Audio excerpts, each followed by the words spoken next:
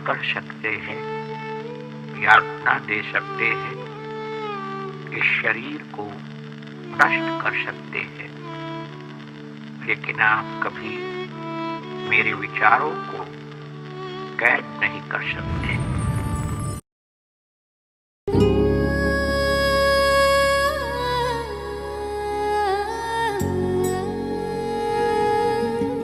वैसे तो महात्मा गांधी को कई अन्य नामों से भी जाना जाता है, जैसे राष्ट्रपिता, बापू और भी बहुत से नाम, पर इनका असल नाम मोहनदास करमचंद गांधी था।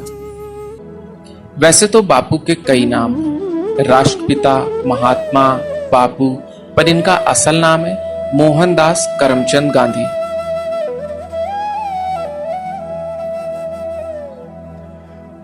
बापू के पिता करमचंद गांधी ब्रिटिश राज के समय काठियावाड़ की एक छोटी सी रियासत पोरबंदर के दीवान थे।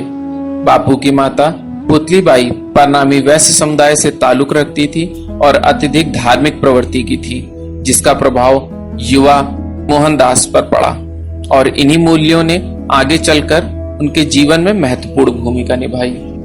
सन 1883 में 13.5 साल की उम्र में उनका विवाह 14 साल की कस्तूरबा से करा दिया गया। जब मोहनदास 15 वर्ष के थे तब इनकी पहली संतान ने जन्म लिया, लेकिन वह केवल कुछ ही दिन जीवित रह सकी। उनके पिता करमचंद गांधी भी इसी साल 1885 में चल बसे। बाद में मोहनदास और कस्तूरबा की 4 संतानें हुई, हीरालाल, मणिलाल, रामदास और देवदास गांधी। गांधी जी ने कई मुख्य आंदोलनों में अपनी प्रमुख भूमिका निभाई, जिसमें खिलाफत आंदोलन, असहयोग आंदोलन, हरिजन आंदोलन, भारत छोड़ो आंदोलन और सत्याग्रह मुख्य थे। 30 जनवरी सन 1948 को राष्ट्रपिता महात्मा गांधी की दिल्ली के बिरला हाउस में शाम 5:17 पर हत्या कर दी गई। गांधी जी एक प्रार्थना सभा को संबोधित करने जा रहे थे जब उनके हत्यारे नाथूराम गोडसे ने उनके सीने में 3 गोलियां दाग दी। ऐसा माना जाता है कि हे राम उनके मुख से निकले अंतिम शब्द थे। नाथूराम गोडसे और उसके सहयोगी पर मुकदमा चलाया गया और सन 1949 में उन्हें मौत की सजा सुना दी गई। लखनऊ कैसरबाग में स्थित गांधी संग्रहालय, जहां पर गांधी जी की यादों और उनके जीवन से जुड़ी कुछ अहम पुस्तकों को संजो कर रखा गया है। पर अगर आज बापू होते तो वो जरूर पूछते कि हम आने वाली पीढ़ी को क्या देकर जा रहे हैं। संग्रहालय की दीवारों पर टंगी कुछ तस्वीरें और अलमारियों में पड़ी बंद किताबें, क्या इसीलिए उन्होंने अपने विचारों को लिखा था कि वो किताबों के बीच दफन हो जाएं? क्या हमारी, आपकी यह जिम्मेदारी नहीं बनती कि उन विचारों को किताबों से निकालकर हम अपने दिल में संजोएं? खादी ग्रामोद्योग भवन, हजरतगंज, लखनऊ।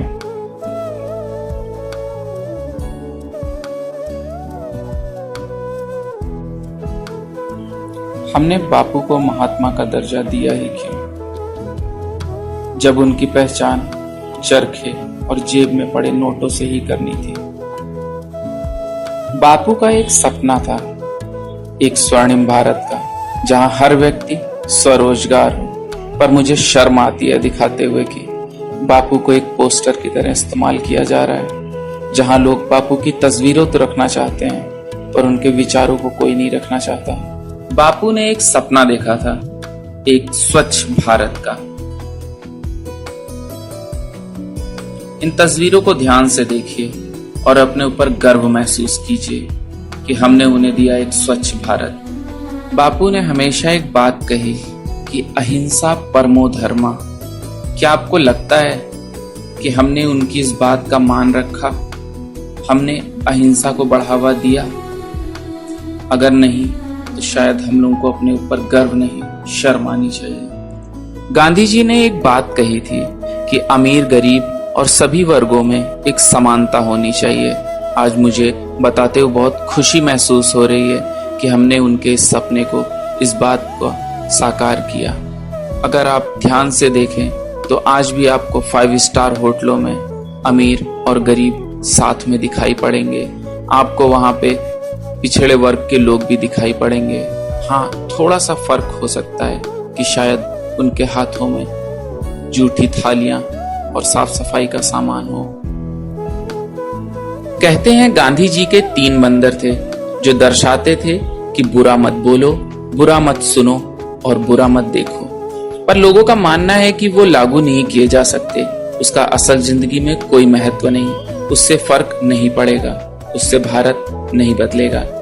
पर इस चित्र के माध्यम से मैं आपको दर्शाना चाहता हूं कि यदि एक व्यक्ति जो सिर्फ एक व्यक्ति को बदल पाने में सक्षम है, यदि वो इस चक्र को शुरू करे जिसमें वो शुरुआत बुरा ना बोलने से करे, यदि वह बुरा नहीं बोलेगा तो कदाचित उसे बुरा सुनने को नहीं मिलेगा, और यद्यपि उसे बुरा सुनने को नहीं मिलेगा तो यकीन मानिए उसके पास कुछ भी बुरा देखने को नहीं होगा। यदि यह चक्र एक व्यक्ति के द्वारा चालू किया जाता है और ये चक्र दूसरे व्यक्ति पर पहुंचता है तो समय जरूर लगेगा, पर धीरे धीरे करके शायद हम गांधी जी के सपने को साकार कर सकें और उनकी बात को सच साबित कर सकें। क्या सिर्फ भवनों, चौराहों पर लगी मूर्तियों और किताबों के सहारे बापू का नाम जीवित है? उनके उसूल, उनके सिद्धांत कोई मायने नहीं रखते। चौराहे पर खड़े होकर के उनके उसूलों की नसीहत झाड़ना ये सच्चे भारतीय की पहचान नहीं है। उनके विचारों को अपने जीवन में उतारें, अपने दिल में उतारें, तभी आप एक सच्चे हिंदुस्तानी कहलाएंगे और उस महात्मा के लिए ये एक सच्ची श्रद्धांजलि होगी। मैं सदैव गांधी जी के विचारों और आदर्शों को अपने प्रेरणा स्रोत की तरह देखता हूँ। मेरी नजर में गांधी जी एक सच्चे भारतीय थे और उन्होंने अपना पूरा जीवन हिंदुस्तान के नाम कर दिया।